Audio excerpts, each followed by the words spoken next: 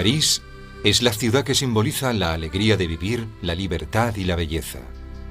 Su nombre suscita por sí solo fuertes emociones ligadas a una historia fascinante y a monumentos espectaculares. Los bateaux mouches que recorren el Sena nos ofrecen una visión sugerente y romántica de la ciudad. Desde ellos contemplamos cúpulas, puentes y palacios, la Torre Eiffel y sus islas, y entrevemos las calles que circundan el Sena con sus clásicos plataneros. El núcleo original de París está en la Île de la Cité, enclavada en medio del río Sena.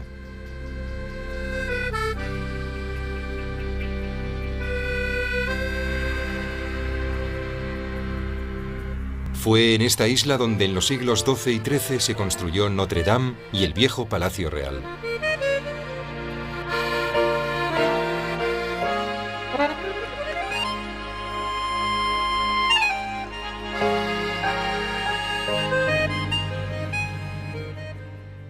París está lleno de monumentos famosos que conforman un auténtico tratado de historia sobre las diferentes épocas de la humanidad.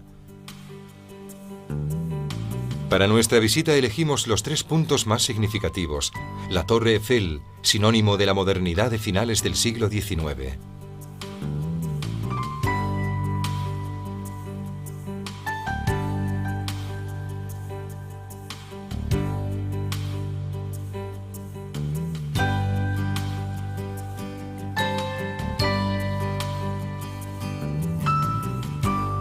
El Arco del Triunfo, testimonio de la grandeza napoleónica.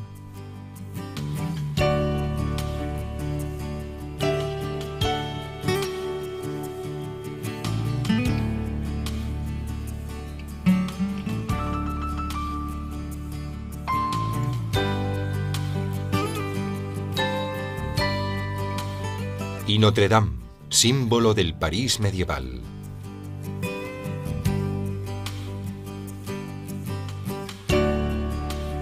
Es precisamente en Notre Dame donde iniciamos nuestra visita a la ciudad. Esta iglesia es la catedral gótica más famosa del mundo. A pesar de sus dimensiones excepcionales, emana una sensación de gran ligereza gracias a su atrevida estructura y a sus amplias vidrieras.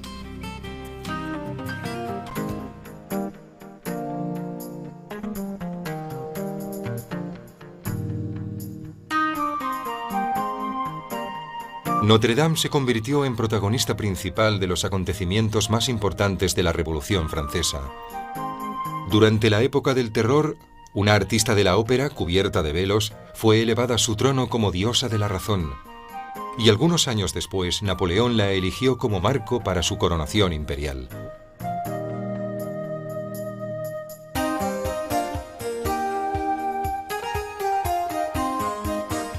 En la Île de la Cité también se encuentra la Sainte-Chapelle, la antigua capilla real, construida al mismo tiempo que Notre Dame.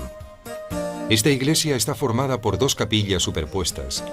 La superior resplandece entre luces policromadas que se filtran entre sus hermosísimas vidrieras.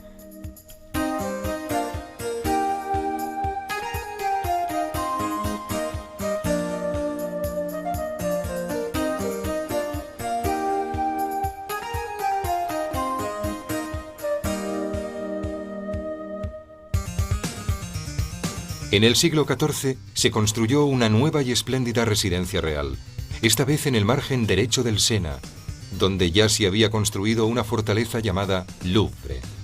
La parte más antigua, que termina con una monumental columnata, se asoma a la Cour Carrée. Este es el lugar en el que se desarrollan las aventuras de nobles, cardenales y reinas narradas por Alejandro Dumas en Los Tres Mosqueteros. Con la Revolución Francesa, las colecciones reales de obras de arte comenzaron a ser expuestas al público. Entre las obras más famosas que se exponen en el Louvre encontramos la Gioconda de Leonardo da Vinci, el Baño Turco de Ingres, el Concierto Campestre de Tiziano, o quizás de Giorgione, y La Libertad guiando al pueblo de Delacroix. 2 señoras de la antigüedad reciben amablemente a los visitantes en las salas más gloriosas del Louvre, la Venus de Milo y la Victoria de Samotracia. La Venus de Milo del siglo II a.C. es la representación más notable de la belleza femenina según los griegos antiguos. La Victoria de Samotracia, dedicada a una victoria naval, es una de las obras más emblemáticas del arte helenístico. El Louvre se completó en el siglo XIX con la larga ala que corre paralela al Sena. En 1989, en la Cour Napoleón, se instaló la pirámide del arquitecto americano de origen chino Yeo Ming Pei. Entre las dos alas del Louvre se encuentra el Arco del Carrusel, imitación del Arco de Septimio Severo de Roma, construido durante el período napoleónico para celebrar la victoria del emperador.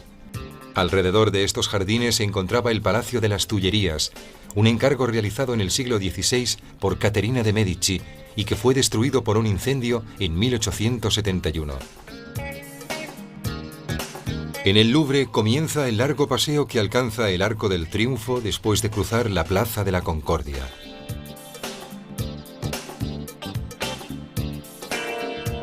La Plaza de la Concordia, proyectada en el siglo XVIII por Luis XV, ocupa un área de 360 por 210 metros.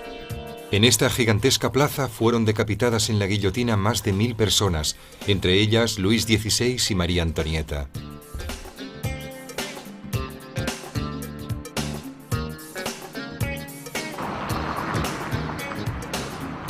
Hoy en día, la majestuosidad de la Plaza de la Concordia apenas se ve interrumpida por el tráfico, y el amplio espacio que ocupa conforma un perfecto escenario urbano.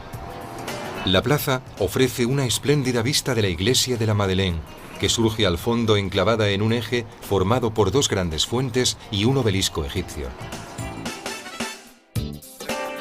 Al lado de la Madeleine se encuentran los escaparates de Fauchon, auténtico paraíso para los amantes de la buena comida y el buen gusto.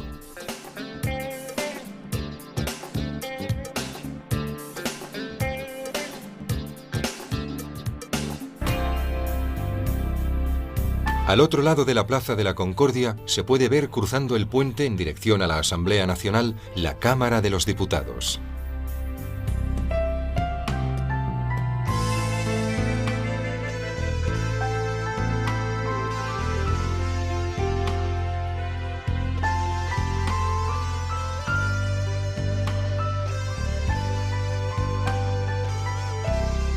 Pasada la Plaza de la Concordia, entramos en los Campos Elíseos.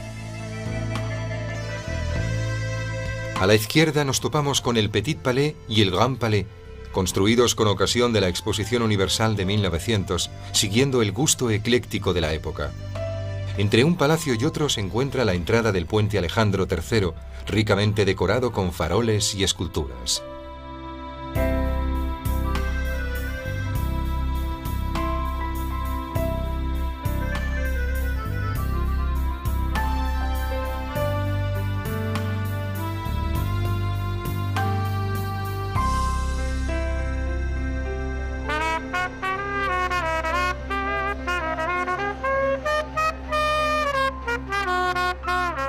En el rond-point de los Campos Elíseos comienza la Avenida Montaigne, donde se encuentran las boutiques de los modistos franceses e internacionales más prestigiosos del mundo.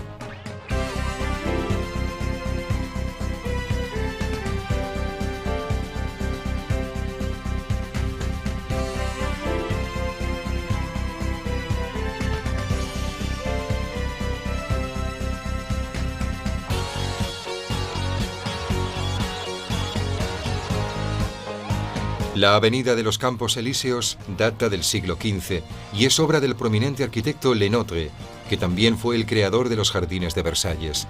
Su aspecto actual se remonta al siglo XIX. Esta gran avenida de unos 2 kilómetros de longitud es un paseo habitual para los habitantes de París y los visitantes a la ciudad, y en ella se encuentran un gran número de cines, teatros, restaurantes, locales nocturnos y hoteles de lujo. El Lido, junto con el Folies Bergère, es uno de los enclaves clásicos de la noche parisina y en él actúan las bellísimas bailarinas Bluebell. Paseando por la Avenida de los Campos Elíseos, imponente y animada a cualquier hora del día, comprendemos los motivos que llevaban a todos los monarcas europeos a querer imitar París y a proyectar en las capitales de cada país una avenida similar a esta, como testimonio de magnificencia y de poder.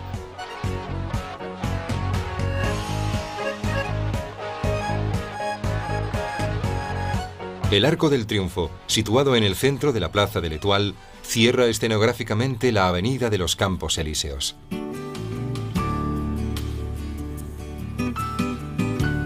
Proyectado por expreso deseo de Napoleón, el Arco del Triunfo es el símbolo de las glorias militares francesas. Mide 50 metros de altura y presenta una decoración con bajorrelieves que ilustran las victorias del emperador.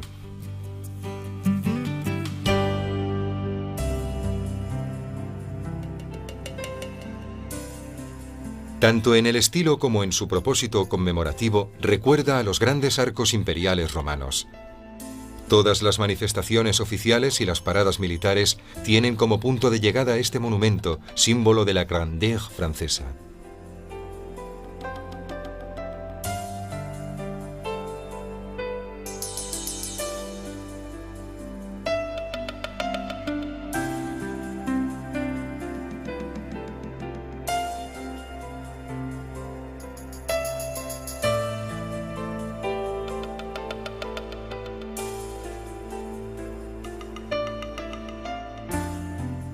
Desde la Plaza de l'Étoile surgen en sentido radial 12 largas avenidas.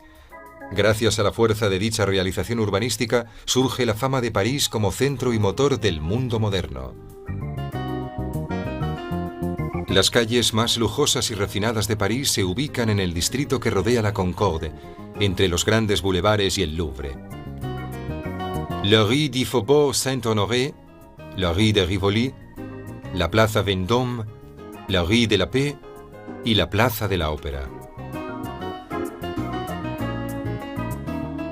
La suntuosa Plaza Vendôme fue un proyecto, como tantas otras calles y plazas de París, de Luis XIV, como expresión del esplendor de su reinado. El proyecto fue creado por Arduin Mansart, a su vez arquitecto de Versalles y de la Cúpula de los Inválidos, uno de los hombres que en mayor medida contribuyeron a definir la imagen de París. Él fue el creador de las buhardillas que coronan los edificios de la plaza y que posteriormente se pasaron a denominar mansarde en su honor. La rue de la Paix es sinónimo de joyerías de lujo.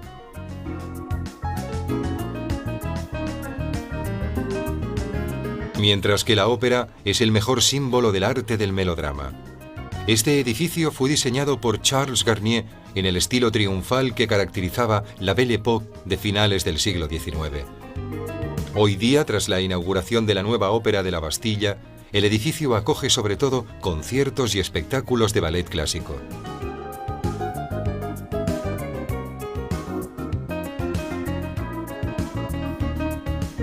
Al lado del Louvre se encuentra el palacio del siglo XVII que ordenó construir el poderoso ministro Richelieu, uno de los principales artífices de la supremacía mundial de Francia en la época de Luis XIII.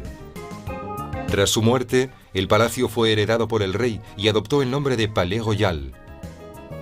Alrededor de su jardín se fueron construyendo unos soportales en los que hoy en día podemos encontrar un gran número de tiendas, cafés, restaurantes e incluso burdeles o casinos.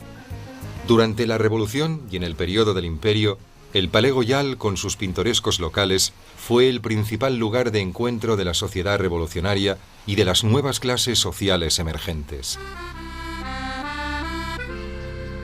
Desde lo alto de la Tour Montparnasse se ven claramente las zonas verdes de los bulevares. Estas avenidas, construidas sobre las antiguas fortificaciones, especialmente durante la segunda mitad del siglo XIX por el barón Haussmann, son el elemento más representativo de la ciudad. Dado que los cruces entre estas calles son principalmente en forma de V, se multiplican las vistas, al fondo de las cuales emergen majestuosos monumentos y plazas, como la Plaza de la Bastilla, dominada por la Columna de Julio, que conmemora la fiesta nacional francesa, y por el imponente edificio de la Ópera de la Bastilla, nuevo teatro de la ópera parisino.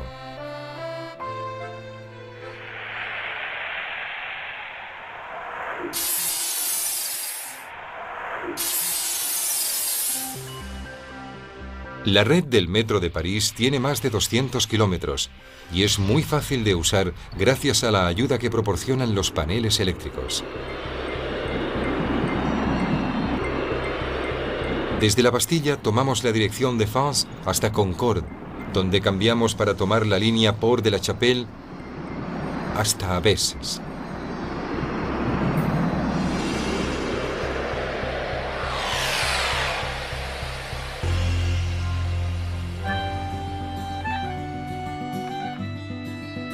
Estamos en Montmartre, en la ladera de la colina que domina el margen derecho del Sena.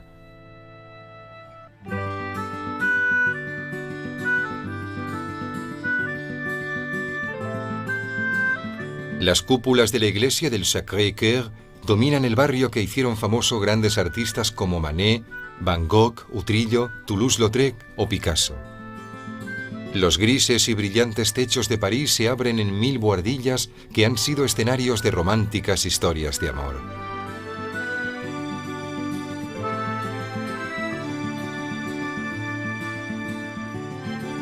La Place du Tertre, a los pies del Sacré-Cœur, conserva una atmósfera fascinante de pequeño pueblo del siglo XIX y nos transporta a los bulliciosos años de la bohème artística. En este canallesco ambiente nos resulta muy difícil imaginar que Montmartre fuera, hace solo poco más de un siglo, un espacio ocupado por grandes viñedos y por las bodegas de los viticultores. En este lugar también finalizó la sanguinaria Comuna de París, que siguió a la insurrección obrera de 1871.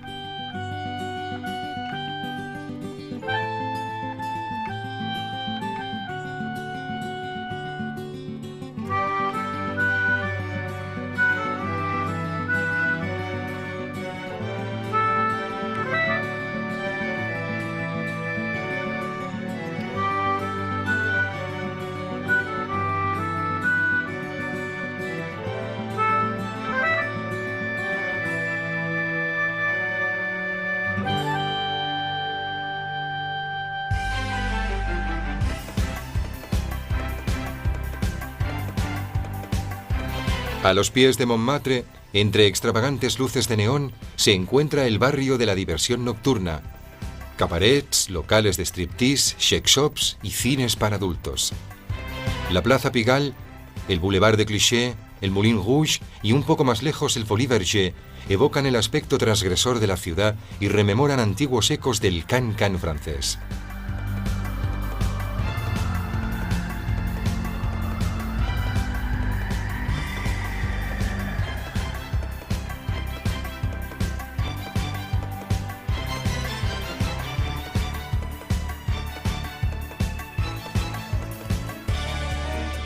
En este lugar, hasta hace 20 años, estaban Les Halles, el mercado alimenticio de la ciudad, el legendario vientre de París descrito en las novelas de Zola. Hoy, Les Halles se han trasladado a la periferia y en su lugar encontramos el Forum des Halles, un gigantesco centro comercial.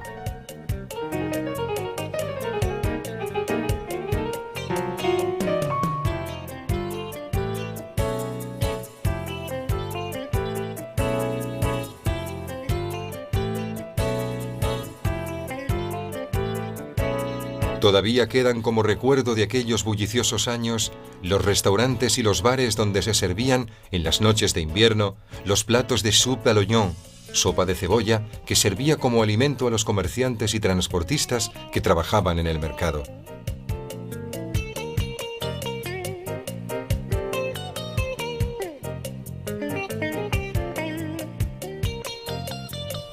En el mismo barrio se encuentra el Centro Pompidou o Centro Beaubourg, el grandioso y futurista centro de arte y cultura proyectado por Renzo Piano y Richard Rogers en los años 70 y que ha relanzado de forma extraordinaria la imagen de París como capital de la modernidad europea. En las orillas del Sena, a la altura de Notre Dame, se abre la plaza del Hôtel de Ville, en la que se encuentra el decimonónico e hiperdecorado Ayuntamiento de París.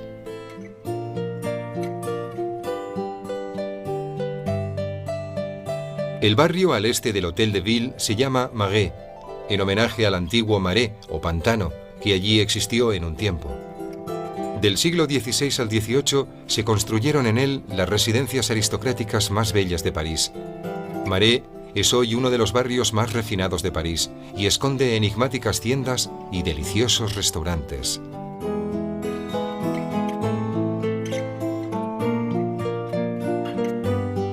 Una estatua de bronce de Luis XIV anuncia el patio del Hôtel Carnavalet, en cuya construcción trabajaron los mismos arquitectos del Louvre. Su decoración, sus esculturas, patios y fachadas son las obras más refinadas que ha producido la arquitectura renacentista en Francia. El palacio es hoy sede del Museo Histórico de París.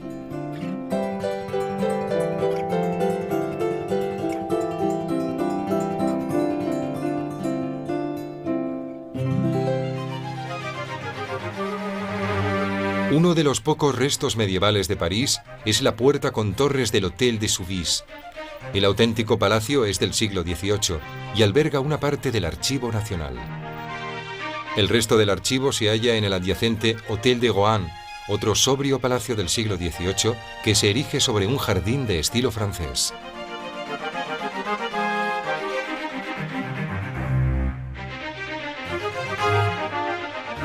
Corazón y símbolo de Marais es la Place des Vosges, una plaza cuadrada, cerrada como claustro de palacios simétricos de ladrillo rojo y piedra blanca con pórticos.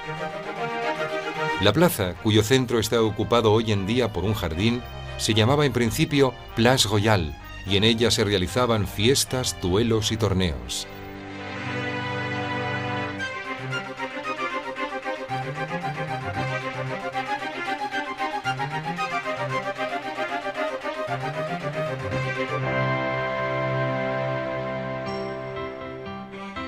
Dejamos atrás Marais y atravesamos el Sena muy cerca de Notre Dame. Nos encontramos ahora en la Rive Gauche, la margen izquierda del río. Aquí se agolpan los puestos de los bouquinistes, las librerías al aire libre que ofrecen ediciones antiguas, reproducciones, tarjetas antiguas y todo el encanto de la cultura al aire libre. Justo enfrente de Notre Dame encontramos el Tour d'Argent, un famoso restaurante de París cuyo plato estrella es el canard à l'orange, pato a la naranja, servido con la elegante ritualidad de los tiempos pasados.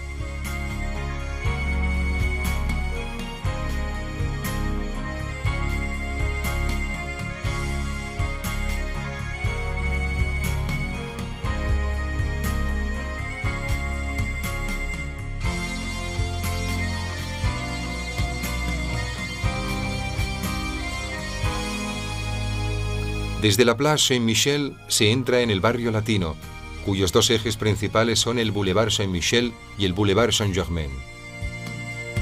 Recorriendo el Boulevard Saint-Michel, se llega a algunos de los puntos neurálgicos del París histórico. Desde el Hôtel de Cluny a la Sorbona, sede de la universidad, pasando por el Panteón, mausoleo dedicado a las glorias francesas. En el barrio latino es posible encontrar libros y documentación sobre casi cualquier tema. París es un verdadero almacén y centro de distribución del saber. En el cruce del Boulevard Saint-Michel con el Boulevard Saint-Germain surge la casa medieval más bella de París, el Hôtel de Cluny, residencia parisina de los monjes del célebre monasterio de Cluny. El palacio se construyó sobre los restos, todavía parcialmente visibles, de las termas romanas. Ernest Hemingway afirmó una vez con nostalgia: si se tiene la fortuna de vivir en París siendo joven, no tiene importancia dónde se va a vivir después. París es una fiesta para la vida. El barrio latino, con su universidad, hoy dominada por la enorme Tour Montparnasse, ha sido siempre el enclave que mejor representa esta alegría de vivir.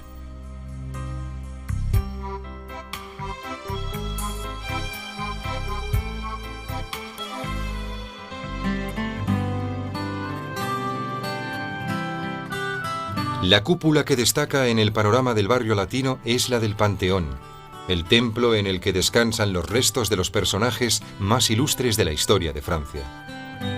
El edificio, construido en el siglo XVIII como iglesia, tiene una gran importancia en la historia de la arquitectura francesa porque representa, en contraposición al barroco imperante en aquella época, la vuelta al estilo antiguo clásico. Aquí descansan entre otros Voltaire, Rousseau, Zola y Victor Hugo. Bajo la cúpula del Panteón, Foucault demostró la rotación de la Tierra utilizando su famoso péndulo.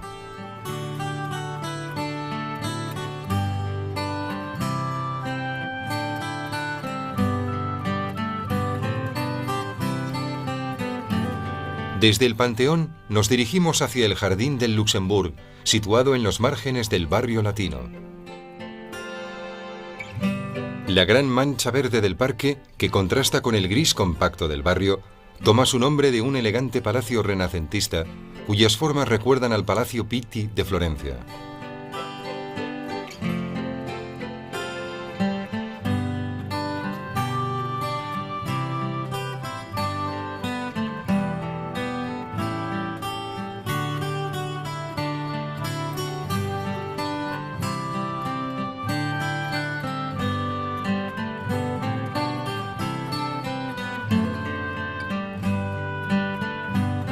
La parte más interior del Jardín del Luxembourg está realizada siguiendo el modelo geométrico francés, mientras que la externa se inspira en los esquemas de los jardines ingleses.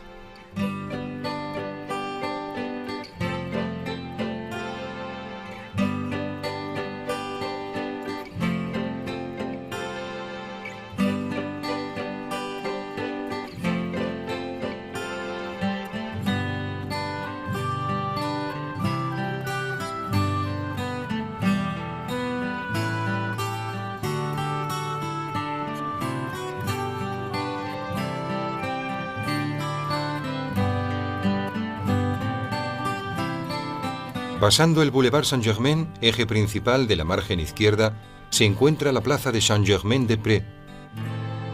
Girando a la derecha en la rue de Bellechasse, nos encontramos con la entrada principal del Museo d'Orsay. La plaza Saint-Germain es famosa por los dos cafés que hay en ella, el Flore y el Des Magots, que fueron frecuentados por los intelectuales de los años 40, 50 y 60. En esta plaza se encuentra la iglesia más antigua de París, Saint-Germain-des-Prés, construida en el siglo XI. El periodo artístico más fructífero de París va de mitad del siglo XIX hasta la Primera Guerra Mundial. La corriente pictórica más famosa de aquella época es el impresionismo, con el que nace lo que hoy conocemos como arte moderno. París ha dedicado a los impresionistas un enorme museo. Es el segundo museo de la ciudad, solo superado por el Louvre en amplitud y majestuosidad, y se encuentra en la Gare d'Orsay, decimonónica estación de tren en desuso desde hace mucho tiempo. La tarea de transformar este viejo e ilustre edificio fue asignada a Guy Aulenti, quien conservó la estructura interna.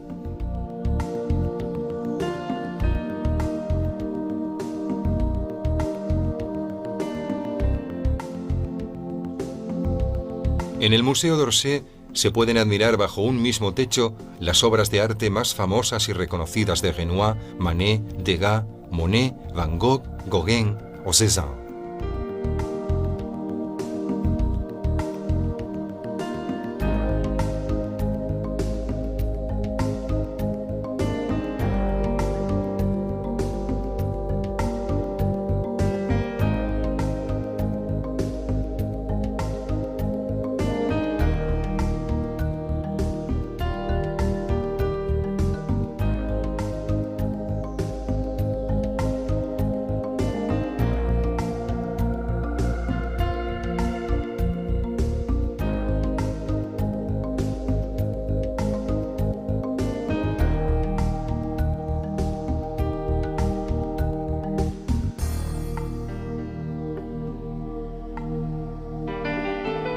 Casi un siglo antes de la construcción del Panteón, el gran Hardouin Mansart levantaba la arriesgada cúpula que domina el Hôtel des Invalides. Este inmenso edificio fue una idea de Luis XIV para acoger a los inválidos de la guerra, que hasta aquel momento se veían abocados a una existencia mísera e incluso a la mendicidad. El Hôtel des Invalides, al que se llega a través de una larga explanada verde, alberga hoy el Museo de la Guerra.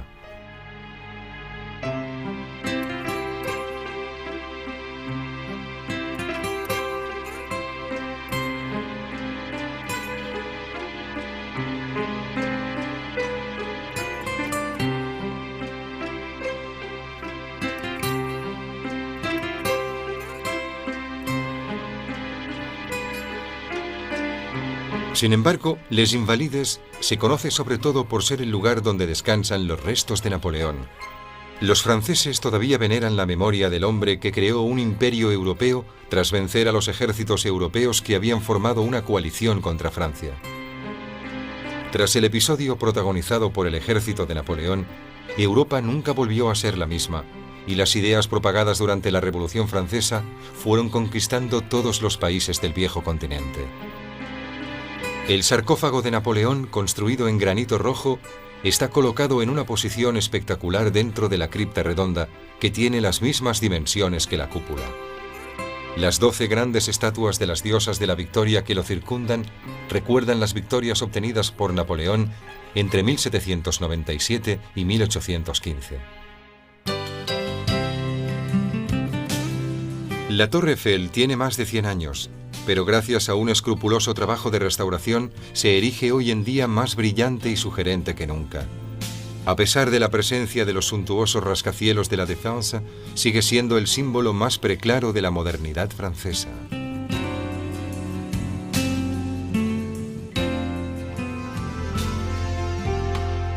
En el momento de su construcción, con ocasión de la Exposición Universal de 1889, causó gran escándalo y controversia por su arriesgada estética. A pesar de las catastróficas previsiones sobre la duración del edificio, construido enteramente en acero por el ingeniero Gustave Eiffel, la torre sigue todavía en pie, demostrando su solidez y con el paso de los años se ha convertido en el símbolo de la ciudad. La Torre Eiffel mide 307 metros de alto, que se convierten en 325 contando la antena.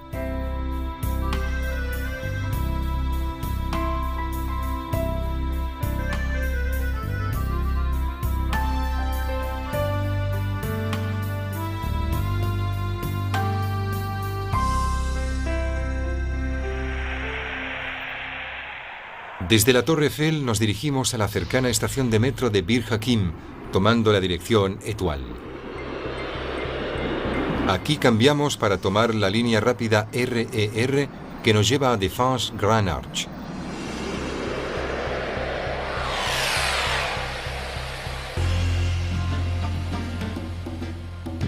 El inmenso cubo revestido de mármol blanco del Gran Arco que nos acoge a la salida del metro es el corazón de la Défense, nueva zona de negocios de la ciudad. Al fondo se divisan los rascacielos que convierten a la Défense en la Manhattan parisina.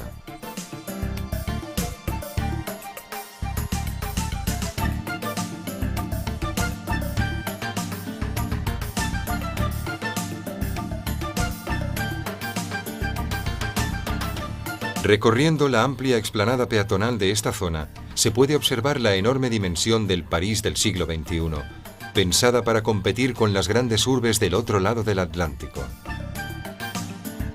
El Gran Arco es el punto final del magnífico paseo que parte del Arco del Triunfo.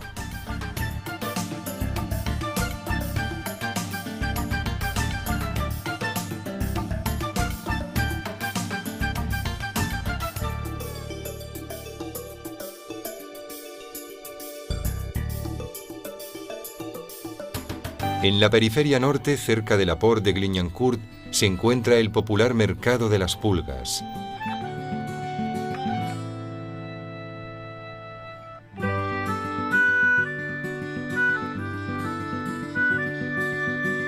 Tomando el metro nos dirigimos a la Villette, otra zona de la periferia septentrional de París.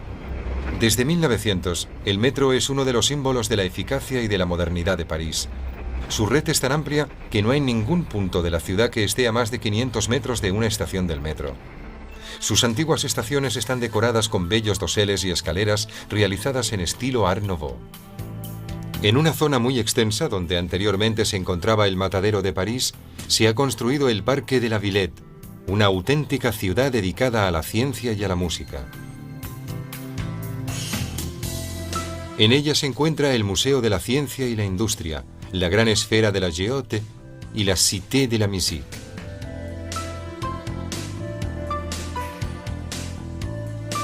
Este complejo fue concebido como parque temático cultural y al mismo tiempo representa una ocasión de diversión para todas las edades.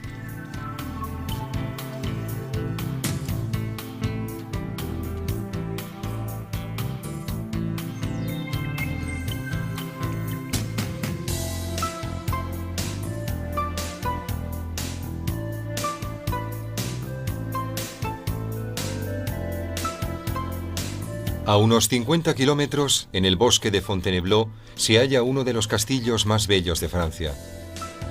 En el siglo XVI, Francisco I invitó a Fontainebleau a muchos artistas italianos que colaboraron en la decoración del castillo. La denominada Escuela de Fontainebleau, creada por Primaticcio, Rosso Fiorentino y Vignola, entre otros, dio origen a un particular estilo refinadísimo.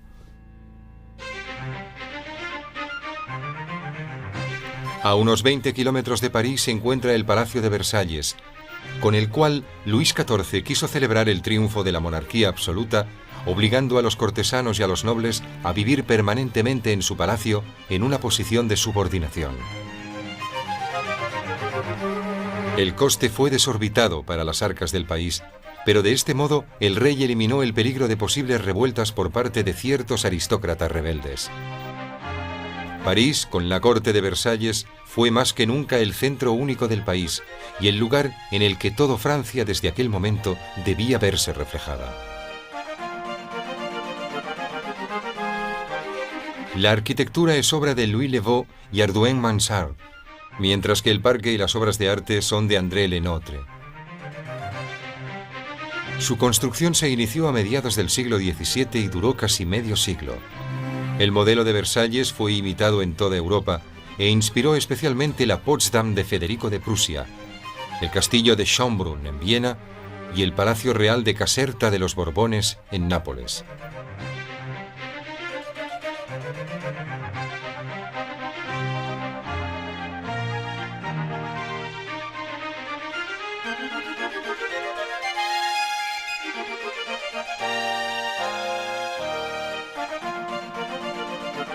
Los jardines de Versalles fueron concebidos como extensión de la sala principal del propio castillo.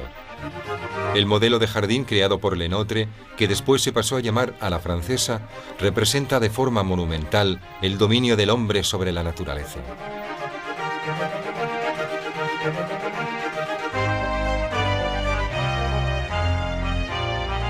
El Gran Trianon fue construido como refugio privado para Luis XIV y su favorita, que lo utilizaban para huir de la rígida etiqueta de la vida de la corte, creada e impuesta por el propio rey a sus dignatarios y cortesanos.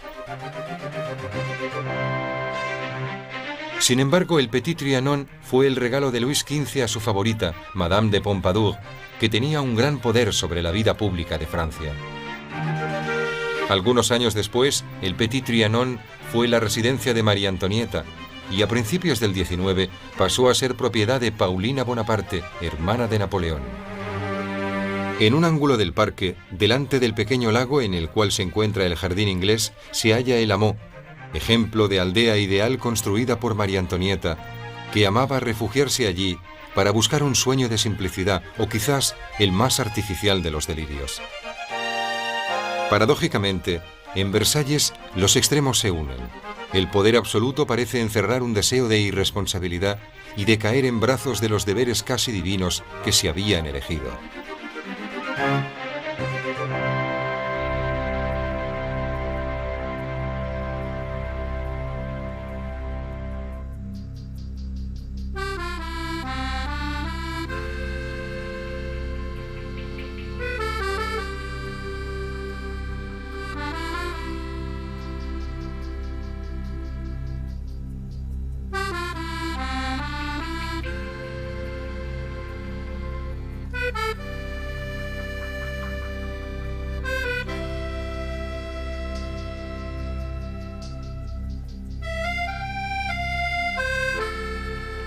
París tuvo que ser reconstruida varias veces en el transcurso de los siglos, pero nunca perdió su carácter unitario ni su monumentalidad urbanística. Iglesias medievales y palacios del siglo XVII, puentes y estaciones, edificios de hierro y vidrio bordean las aguas del Sena, envueltos por la magia de las luces nocturnas. París no es solo el archivo de la memoria secular, es también la ciudad de la vanguardia, la metrópolis del orden y de la intelectualidad, y al mismo tiempo, uno de los mejores lugares del mundo en el que cumplir los sueños.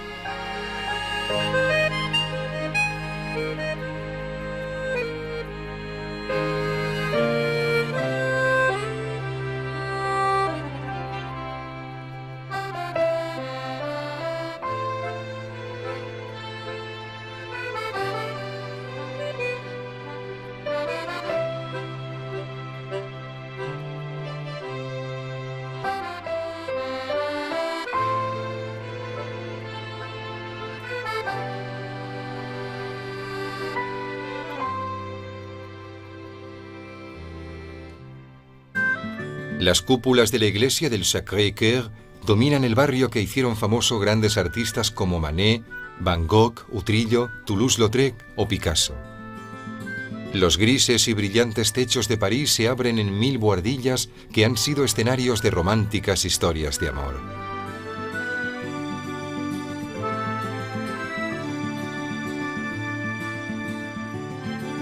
La Place du Tertre, a los pies del Sacré-Cœur, conserva una atmósfera fascinante de pequeño pueblo del siglo XIX y nos transporta a los bulliciosos años de la bohème artística.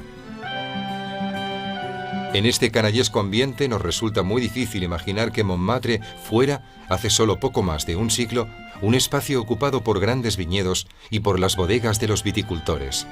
En este lugar también finalizó la sanguinaria Comuna de París, que siguió a la insurrección obrera de 1871.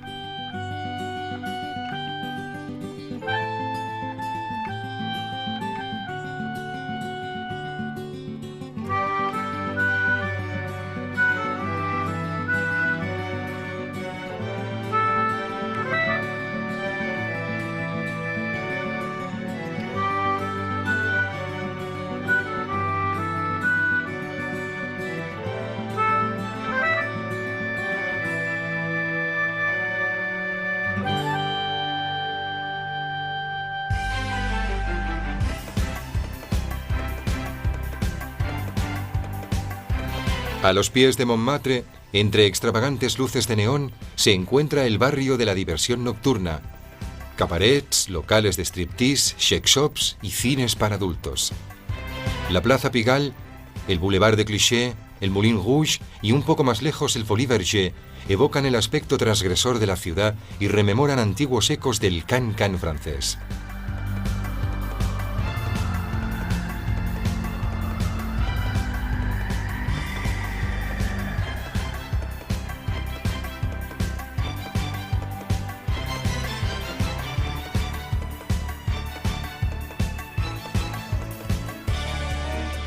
En este lugar, hasta hace 20 años, estaban Les Halles, el mercado alimenticio de la ciudad, el legendario vientre de París descrito en las novelas de Zola. Hoy, Les Halles se han trasladado a la periferia y en su lugar encontramos el Forum des Halles, un gigantesco centro comercial.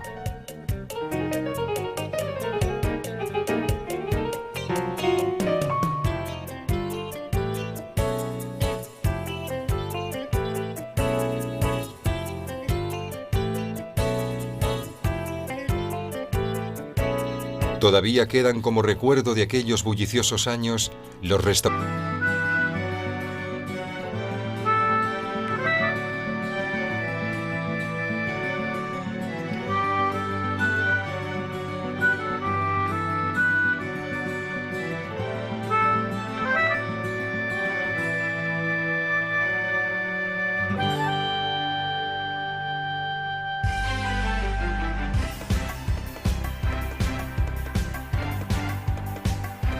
A los pies de Montmartre, entre extravagantes luces de neón, se encuentra el barrio de la diversión nocturna.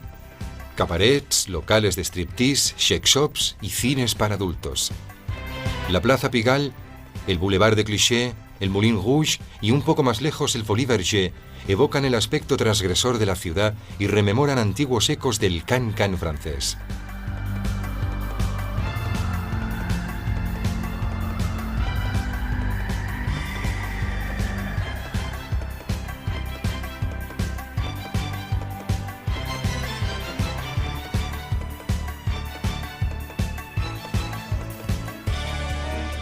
En este lugar, hasta hace 20 años, estaban Les Halles, el mercado alimenticio de la ciudad, el legendario vientre de París descrito en las novelas de Zola. Hoy, Les Halles se han trasladado a la periferia y en su lugar encontramos el Forum des Halles, un gigantesco centro comercial.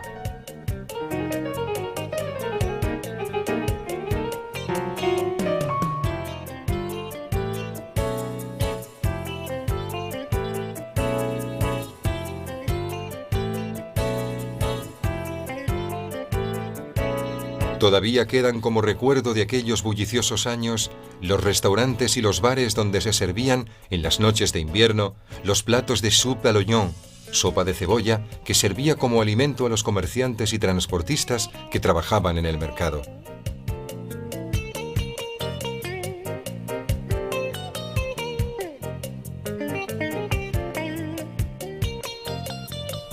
En el mismo barrio se encuentra el Centro Pompidou o Centro Beaubourg, el grandioso y futurista centro de arte y cultura proyectado por Renzo Piano y Richard Rogers en los años 70 y que ha relanzado de forma extraordinaria la imagen de París como capital de la modernidad europea.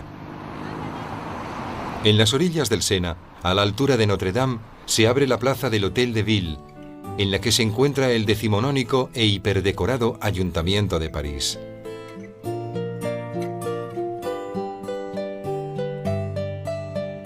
El barrio al este del Hôtel de Ville se llama Marais, en homenaje al antiguo Marais o pantano que allí existió en un tiempo. Del siglo XVI al XVIII se construyeron en él las residencias aristocráticas más. La Venus de Milo del siglo II a.C. es la representación más notable de la belleza femenina según los griegos antiguos.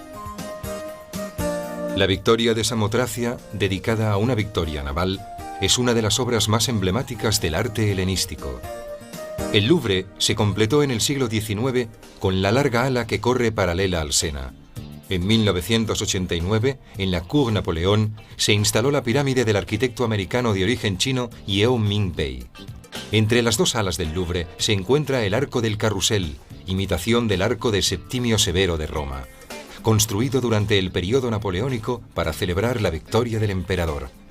Alrededor de estos jardines se encontraba el Palacio de las Tullerías, un encargo realizado en el siglo XVI por Caterina de Medici y que fue destruido por un incendio en 1871.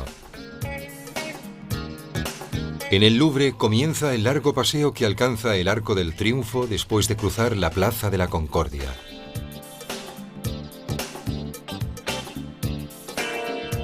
La Plaza de la Concordia, proyectada en el siglo XVIII por Luis XV, ocupa un área de 360 por 210 metros. En esta gigantesca plaza fueron decapitadas en la guillotina más de 1000 personas, entre ellas Luis XVI y María Antonieta.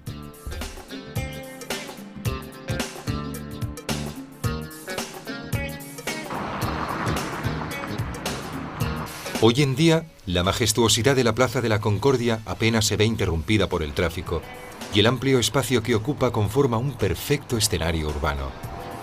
La plaza ofrece una espléndida vista de la iglesia de la Madeleine, que surge al fondo enclavada en un eje formado por dos grandes fuentes y un obelisco egipcio. Al lado de la Madeleine se encuentran los escaparates de Fauchon, auténtico paraíso para los amantes de la buena comida y el buen gusto.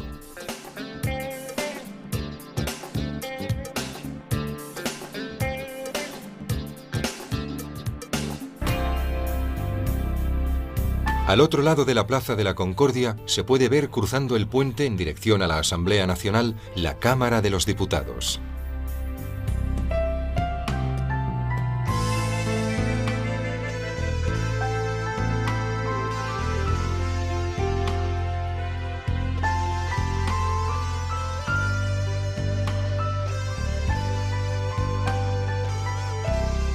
Pasada la Plaza de la Concordia, entramos en los Campos Elíseos. A la izquierda nos topamos con el Petit Palais y el Grand Palais, construidos con ocasión de la Exposición Universal de 1900, siguiendo el gusto ecléctico de la época. Entre un palacio y otro se encuentra la entrada de la Fiesta Nacional Francesa y por el imponente edificio de la Ópera de la Bastilla, nuevo teatro de la ópera parisino.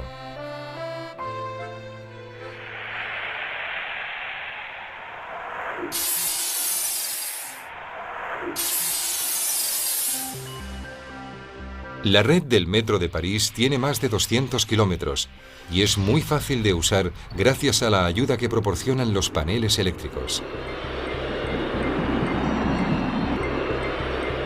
Desde la Bastilla tomamos la dirección de Fans hasta Concorde, donde cambiamos para tomar la línea Port de la Chapelle hasta Besses.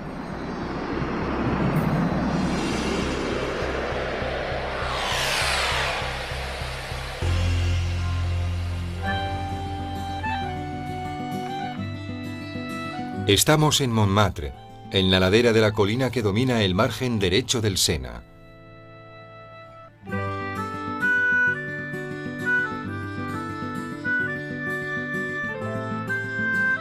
Las cúpulas de la iglesia del Sacré-Cœur dominan el barrio que hicieron famoso grandes artistas como Manet, Van Gogh, Utrillo, Toulouse-Lautrec o Picasso. Los grises y brillantes techos de París se abren en 1000 buhardillas que han sido escenarios de románticas historias de amor.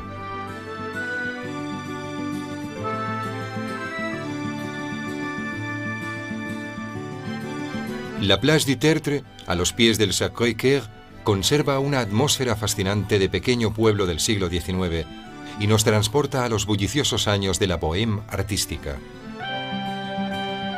En este canallesco ambiente nos resulta muy difícil imaginar que Montmartre fuera, hace solo poco más de un siglo, un espacio ocupado por grandes viñedos y por las bodegas de los viticultores. En este lugar también finalizó la sanguinaria Comuna de París, que siguió a la insurrección obrera de 1871.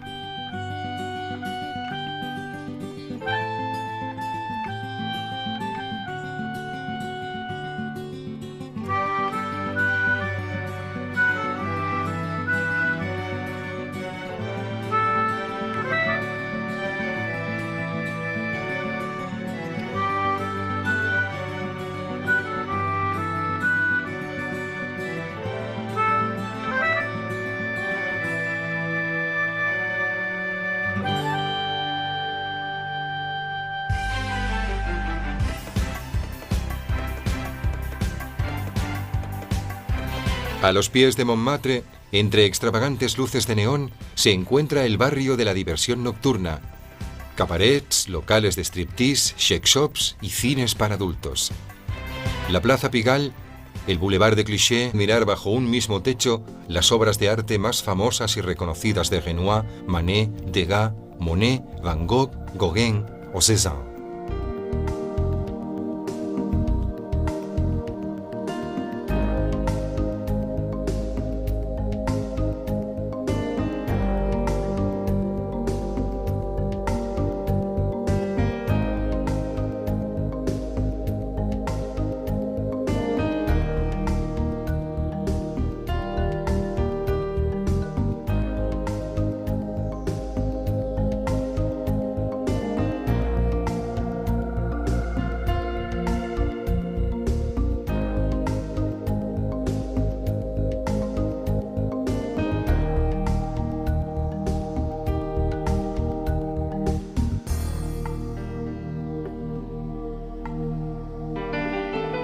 Casi un siglo antes de la construcción del Panteón, el gran Ardouin Mansart levantaba la arriesgada cúpula que domina el Hôtel des Invalides.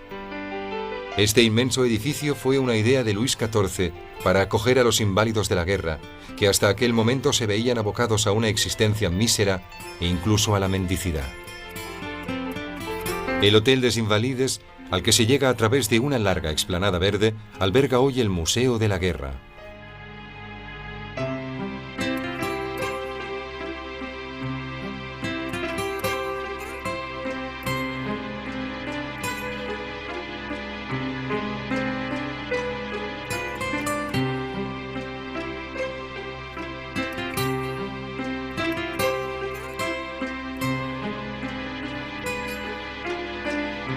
Sin embargo, Les Invalides se conoce sobre todo por ser el lugar donde descansan los restos de Napoleón. Los franceses todavía veneran la memoria del hombre que creó un imperio europeo tras vencer a los ejércitos europeos que habían formado una coalición contra Francia. Tras el episodio protagonizado por el ejército de Napoleón, Europa nunca volvió a ser la misma, y las ideas propagadas durante la Revolución Francesa fueron conquistando todos los países del viejo continente. El sarcófago de Napoleón, construido en granito rojo, está colocado en una posición espectacular dentro de la cripta redonda, que tiene las mismas dimensiones que la cúpula. Las 12 grandes estatuas de las diosas de la victoria que lo circundan recuerdan las victorias obtenidas por Napoleón entre 1797 y 1815. La Torre Eiffel tiene más de 100 años, pero gracias a un escrupuloso trabajo de restauración se erige hoy en día más brillante y sugerente que nunca. A pesar de la presencia de los suntuosos rascacielos de la Défense, sigue siendo el símbolo más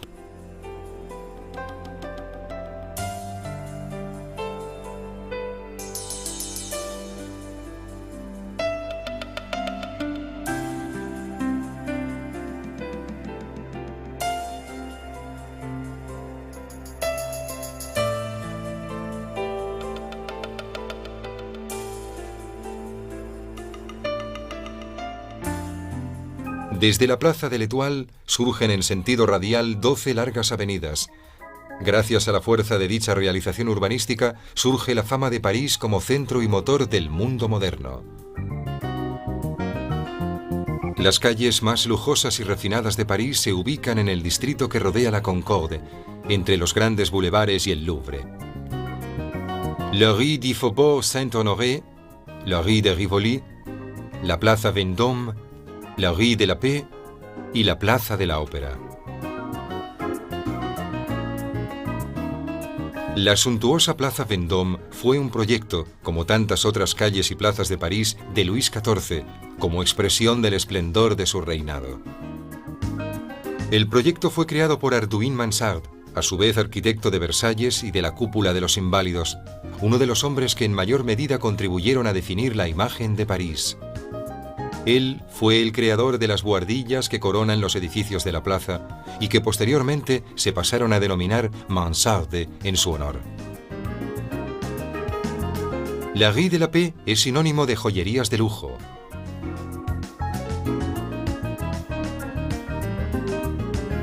Mientras que la ópera es el mejor símbolo del arte del melodrama. Este edificio fue diseñado por Charles Garnier en el estilo triunfal que caracterizaba la Belle Époque de finales del siglo XIX. Hoy día, tras la inauguración de la nueva ópera de la Bastilla, el edificio acoge sobre todo conciertos y espectáculos de ballet clásico.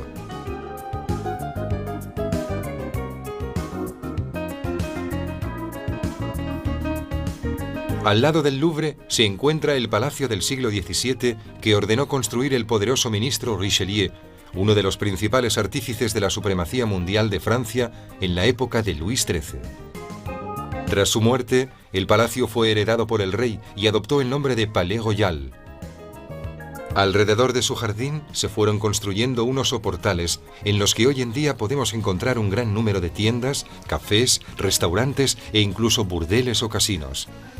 Durante la Revolución y en el periodo del Imperio, el Palais Royal, con sus pintorescos locales, fue el principal lugar de encuentro de la sociedad revolucionaria y de las nuevas clases sociales emergentes. Desde lo alto de la Tour Montparnasse, que se encontraba el Matadero de París, se ha construido el Parque de la Villette, una auténtica ciudad dedicada a la ciencia y a la música. En ella se encuentra el Museo de la Ciencia y la Industria, la Gran Esfera de la Géote y la Cité de la Musique.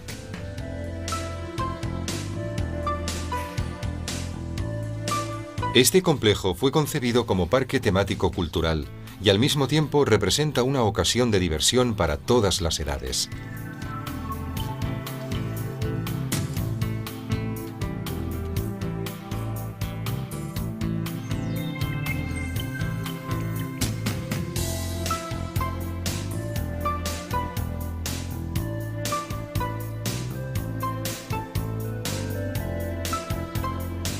A unos 50 kilómetros, en el bosque de Fontainebleau, se halla uno de los castillos más bellos de Francia. En el siglo XVI, Francisco I invitó a Fontainebleau a muchos artistas italianos que colaboraron en la decoración del castillo. La denominada Escuela de Fontainebleau, creada por Primaticcio, Rosso Fiorentino y Vignola, entre otros, dio origen a un particular estilo refinadísimo.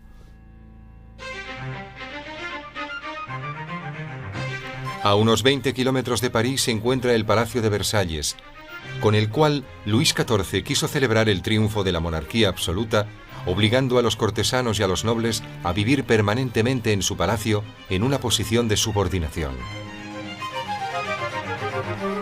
El coste fue desorbitado para las arcas del país, pero de este modo el rey eliminó el peligro de posibles revueltas por parte de ciertos aristócratas rebeldes. París, con la corte de Versalles, fue más que nunca el centro único del país y el lugar en el que toda Francia desde aquel momento debía verse reflejada. La arquitectura es obra de Louis Le Vau y Arduin Mansart, mientras que el parque y las obras de arte son de André Lenotre. Su construcción se inició a mediados del siglo XVII y duró casi medio siglo.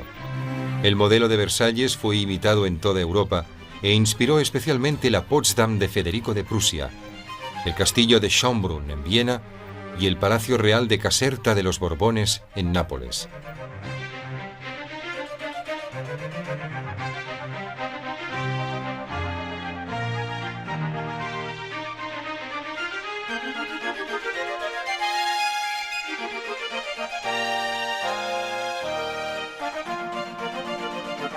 Los jardines de Versalles fueron concebidos como extensión de la sala principal del propio castillo. El modelo de jardín creado por Lenotre, que después se pasó a llamar a la francesa Cour de Clignancourt, se encuentra el popular Mercado de las Pulgas.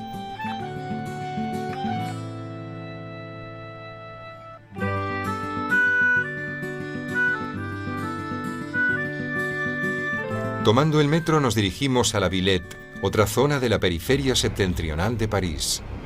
Desde 1900, el metro es uno de los símbolos de la eficacia y de la modernidad de París. Su red es tan amplia que no hay ningún punto de la ciudad que esté a más de 500 metros de una estación del metro. Sus antiguas estaciones están decoradas con bellos doseles y escaleras realizadas en estilo Art Nouveau. En una zona muy extensa donde anteriormente se encontraba el Matadero de París, se ha construido el Parque de la Villette, una auténtica ciudad dedicada a la ciencia y a la música. En ella se encuentra el Museo de la Ciencia y la Industria, la Gran Esfera de la Géote y la Cité de la Musique.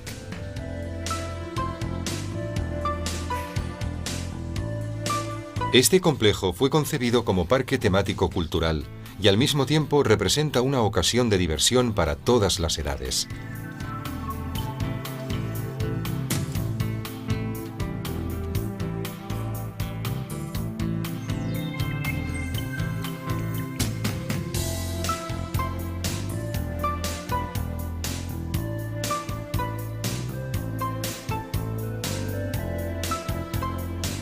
A unos 50 kilómetros, en el bosque de Fontainebleau, se halla uno de los castillos más bellos de Francia. En el siglo XVI, Francisco I invitó a Fontainebleau a muchos artistas italianos que colaboraron en la decoración del castillo. La denominada Escuela de Fontainebleau, creada por Primaticcio, Rosso Fiorentino y Vignola, entre otros, dio origen a un particular estilo refinadísimo.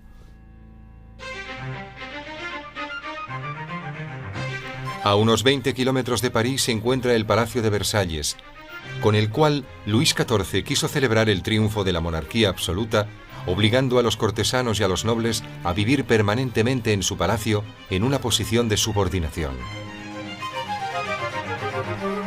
El coste fue desorbitado para las arcas del país, pero de este modo el rey eliminó el peligro de posibles revueltas por parte de ciertos aristócratas rebeldes.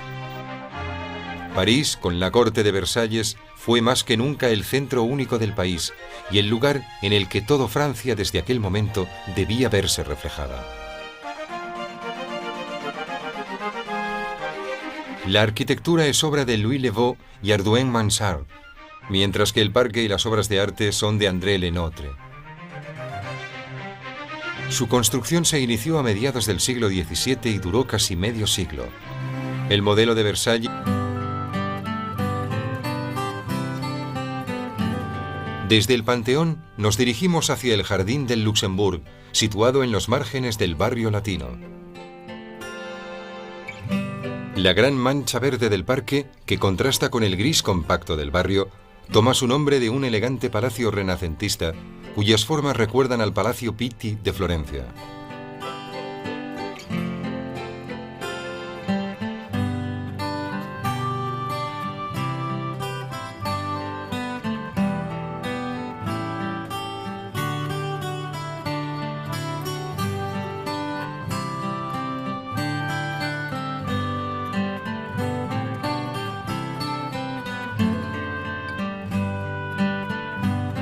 La parte más interior del Jardín del Luxembourg está realizada siguiendo el modelo geométrico francés, mientras que la externa se inspira en los esquemas de los jardines ingleses.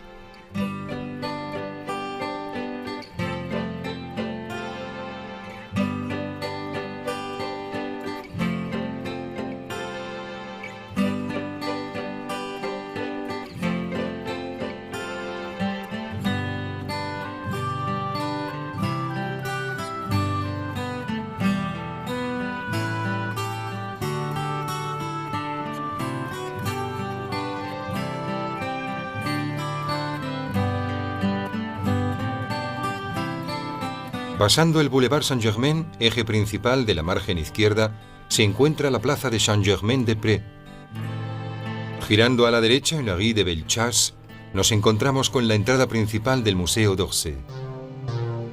La plaza Saint-Germain es famosa por los dos cafés que hay en ella, el Flore y el Des Magots, que fueron frecuentados por los intelectuales de los años 40, 50 y 60.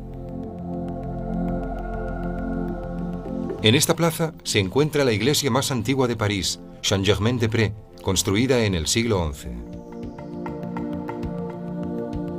El periodo artístico más fructífero de París va de mitad del siglo XIX hasta la Primera Guerra Mundial. La corriente pictórica más famosa de aquella época es el impresionismo, con el que nace lo que hoy conocemos como arte moderno. París ha dedicado a los impresionistas un enorme museo.